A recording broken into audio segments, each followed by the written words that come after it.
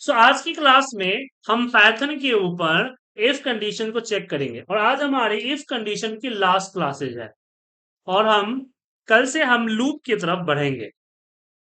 तो चलिए हम वीएस कोड को करते हैं ओपन। तो हम बात करेंगे पाइथन के अंदर में नेक्स्ट ये एल इफ के बारे में, मतलब कि जो हम ग्रेडिंग वगैरह निकालते हैं उसके बारे में जानें। तो सबसे पहले मैं यहाँ लिखता हूं कि ए या फिर एम इक्वल टू इनपुट, और इसको मैं एक काम करता हूँ इंट के अंदर डालता हूँ कि इंट इंट में देता हूँ कि इनपुट, और इसके अंदर डालता हूँ एंटर टोटल मार्क्स। अब मुझे ग्रेडिंग देनी है।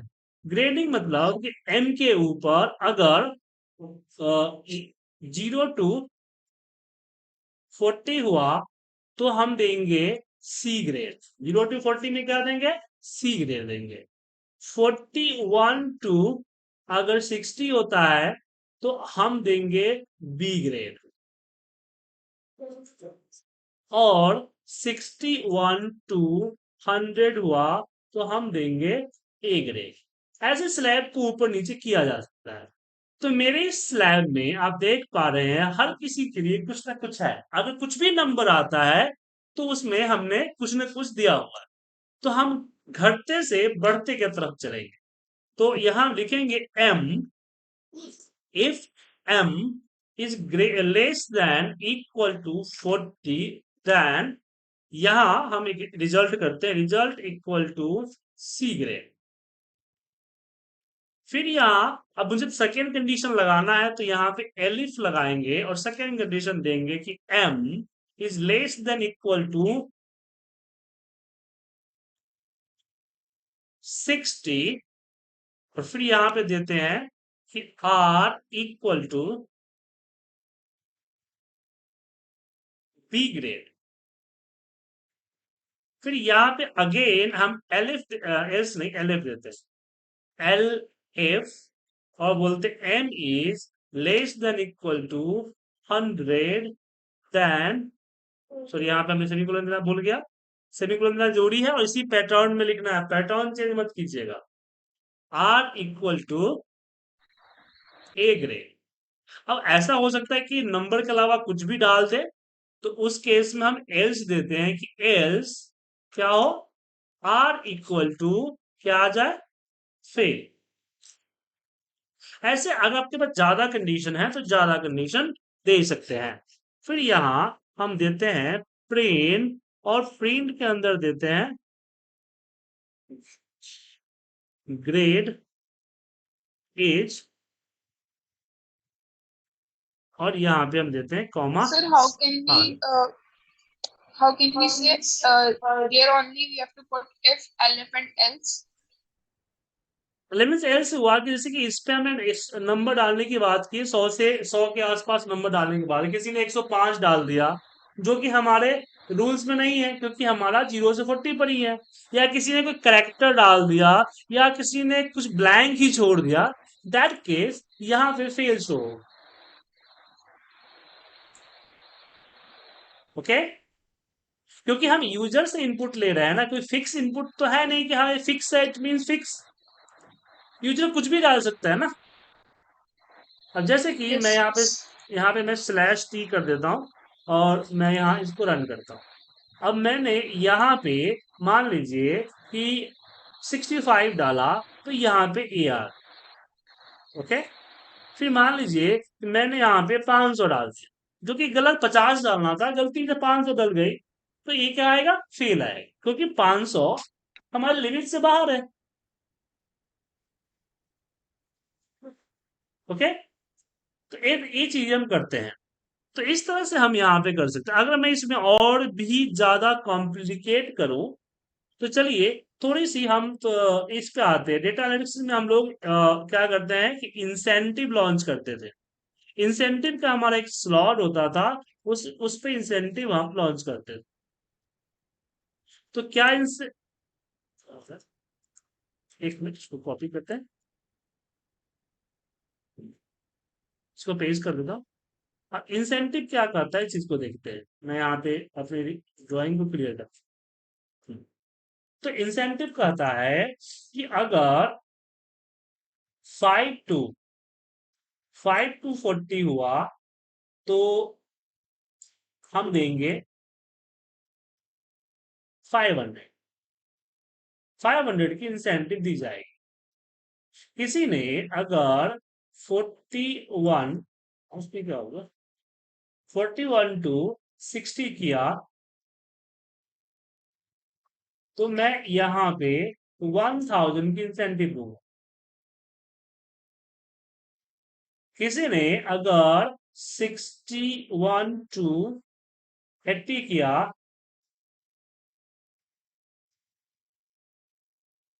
तो मैं यहाँ पे 2000 की इंसेंटिव दूंगा। किसी ने अगर 80, 81 होगा, माफ कीजिएगा, 81 to 100 आया तो उसकी इंसेंटिव जो होगा 5000 होगा।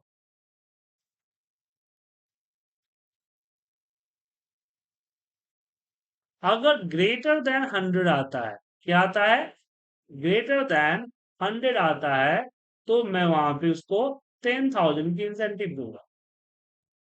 अब इस स्लैब पे मुझे करना है, तो यहाँ पे हम इसको हटा देते हैं और एम के जगह पे हम एस कर देते हैं, सेल्स क्वांटिटी, और टोटल मार्क्स की जगह पे बोलते हैं कि एंटर द सेल्स क्वांटिटी। अब यहाँ पे 0 to 40 देना है। तो अगर हम अब इसको हम दो तरीके से भी कर सकते हैं, ऊपर से नीचे की तरफ भी कर सकते हैं, नीचे से ऊपर से नीचे की तरफ भी कर सकते हैं, नीचे से ऊपर दोनों में चल सकते हैं। तो यहां हम करते हैं कि इफ अगर s is less than equal to, less than only for less than 5, then r equal to 0, क्योंकि हमने 5 से नीचे कुछ दिया ही नहीं है। Then again if s is less than equal to 40, then r equal to 500। तो कहने का मतलब है कि दूसरे, यहाँ पे एल, यहाँ पे इफ नहीं होगा, मुझे यहाँ पे एल्स लगाना पड़ेगा ना, else, हाँ। तो यहाँ पे दूसरा कंडीशन मेरा तभी चलेगा जब पहला कंडीशन मेरा फॉल्स होगा। मतलब 5 से छोटा नहीं है, इसका मतलब है कि वो 5 से ज्यादा है। तो यहाँ चेक करेगा क्या वो 40 से छोटा है।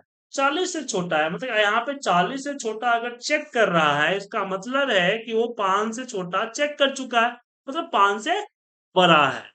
तो 500 रुपए की इंसेंटिव यहाँ देंगे। फिर यहाँ पे एलिफ हम यहाँ बोलते हैं कि s is less than equal to 60, then r equal to, हमें क्या करना है, 1000। Then again elif s is less than equal to, s is less than equal to 80, then r is 2000. Again elif s is less than equal to 100, then sorry, यहाँ पे semicolon, semicolon देके enter मारेंगे तो cursor बिल्कुल सीध में आए, r equal to 5000। फिर यहाँ पे अगर हम करते हैं elif s is greater than 100, then r is 10,000।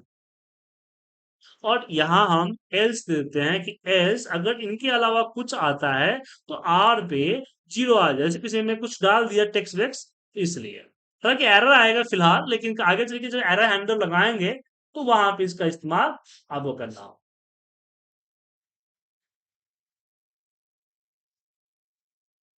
Sir, I Sir, didn't I didn't understand understand this. this.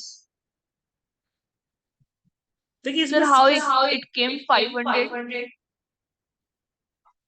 देखिए सिंपल सी बात समझिए, ये इफ जो चला है, ये एक के नीचे है, एक तरह से ये समझिए कि एक इसके तरह है, मतलब कि लेवल की तरह है, कि दूसरा लेवल पे तभी आएगा जब पहला लेवल फुलफिल होगा। मतलब कि पहला लेवल अगर आपने क्रॉस नहीं किया तो भी दूसरा, यहाँ तो उल्टा है। पहला लेवल क्या है, लेस देन इक्वल टू 5।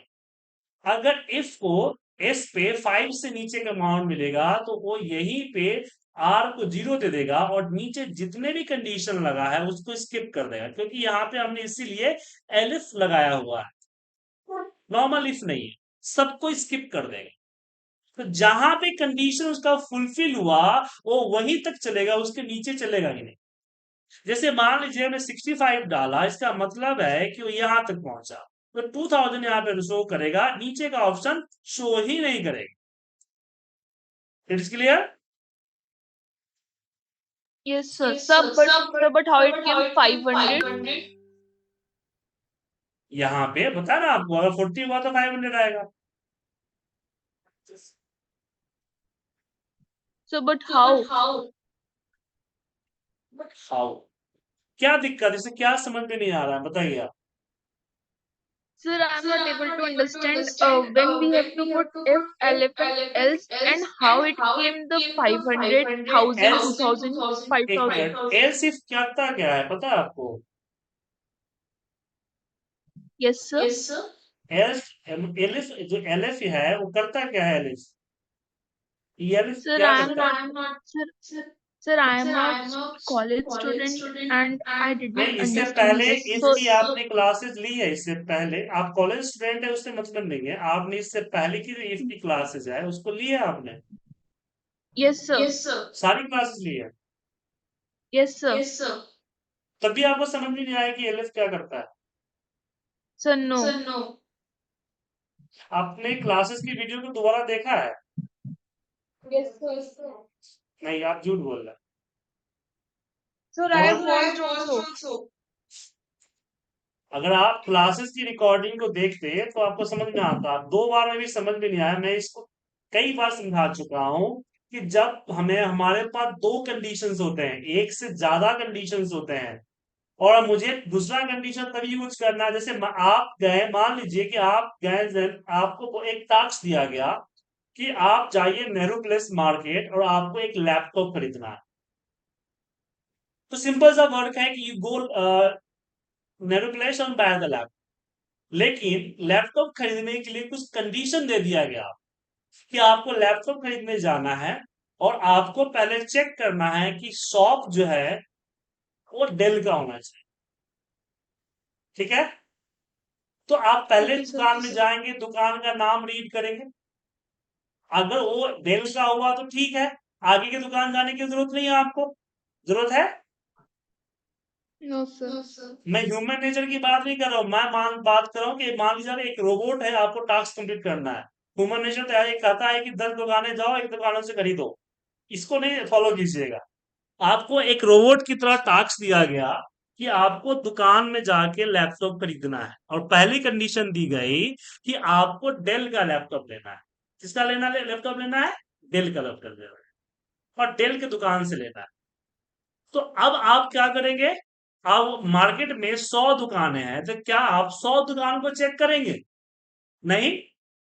आप तब तक चेक करेंगे जब तक कि आपको आपकी दुकान मिल नहीं जाती है। बात समझे? जैसे आपको आपकी Yes, sir. दुकान अगर दूसरे नंबर पे मिल गई तो आप बाकी के 97 दुकान क्यों चेक करेंगे?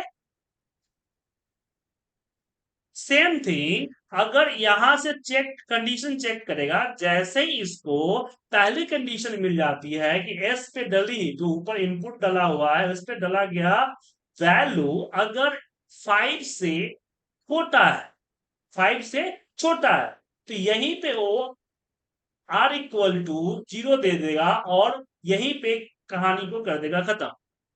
ठीक है? लेकिन Yes, उसने sir. चेक किया कि आरपी डली गई वैल्यू 5 से कम नहीं है, मतलब 5 से ज्यादा है। तो फिर इफ क्या करेगा, अपने दूसरे इफ को फॉरवर्ड करेगा, जिसको बोला जाता है एल इफ। मैंने शॉर्ट फॉर्म में एल इफ है, लेकिन इसको एल्स इफ भी पढ़ा जाता है, एल्स इफ को। एल्स इफ का मतलब ये हुआ कि ये दूसरा इफ तभी चलेगा जब पहला इफ फॉरवर्ड करेगा। पहला इफ कब फॉरवर्ड करेगा? जब उसको दी गई कंडीशन मैच नहीं होगी।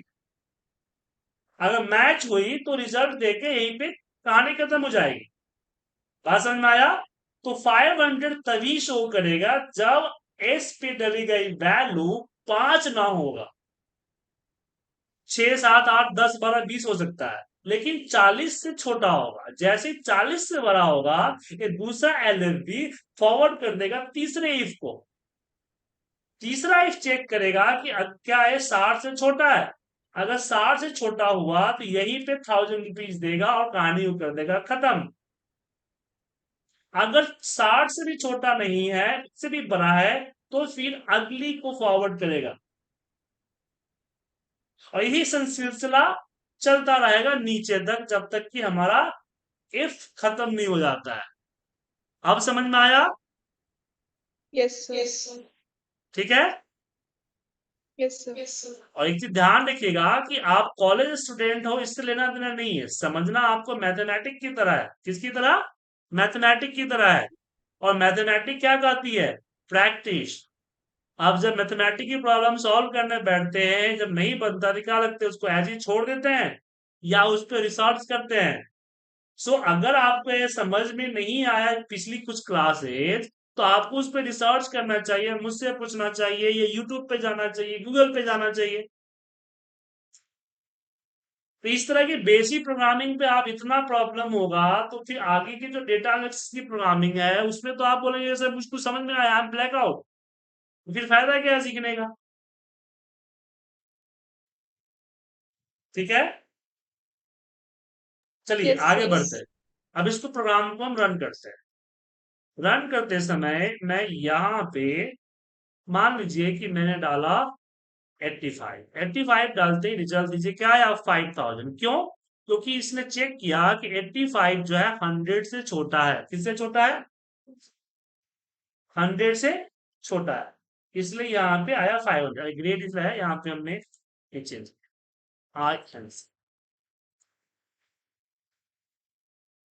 और यहाँ पे डालते हैं 2000 आया।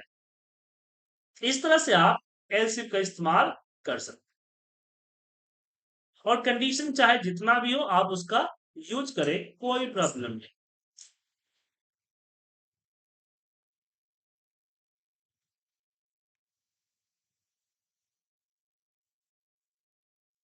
अब इसी को हम रिवर्स देखते हैं कि हमने ऊपर से नीचे की तरफ चले, और क्या हम नीचे से ऊपर तरफ जा सकते हैं?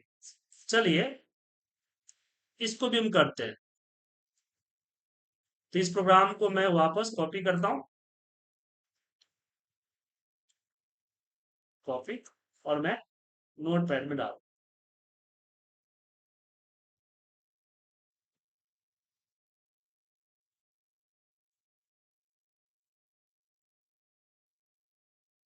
अब यहां पे मैं बोलूंगा कि if s is greater then 100, तो क्या हो? तो r इक्वल टू 10,000। फिर यहां पे एल इफ हमने बोला s is greater than 80, then r equal to 5,000। Then elif s is greater than 60, then r equal to 2000। then L if s is greater than 40, then r equal to 1000। और L if r is greater than 5, r में s होगा ना, s is greater than 5, यहाँ पे greater than equal to करना, क्योंकि 5 to 40 है ना। तो r इक्वल टू 500, और यहाँ पे एल्स, दोबारा एल्स लगा दीजिए और बोलिए कि r इक्वल टू 0। सिंपल। तो इस तरह से रन कर सकते हैं। यहाँ पे देखिए सेमीकोलन नहीं लगाया, सेमीकोलन लगाते हैं, सिर्फ कॉलन नहीं लगा। तो अब कंडीशन को इससे पहले जो मैंने बताया उस मेथड पे यूज करें या अभी बताया उसके मेथड यूज करें, वो डिपेंड करता है आपके ऊपर। बस ध्यान रखेंगे कि सीक्वेंस को फॉलो करना होगा। किसको फॉलो करना होगा? सीक्वेंस। और इसी बेस पे हम इनकम टैक्स वगैरह और बिजली का बिल वगैरह भी सारा कैलकुलेशन इसी चीजों पे हम करते हैं। ठीक है, तो इसके ऊपर अच्छे से कीजिए प्रैक्टिस। हम आपको अगली क्लास में, सैटरडे संडे छुट्टी रहेगी, मंडे को क्लास लूंगा। मंडे को मैं इसके ऊपर लूंगा एक टेस्ट। आपको मैं दूंगा कुछ क्वेश्चन सॉल्व करने के लिए और आप सारे क्वेश्चन को सॉल्व करके मुझे भेजें। ठीक है।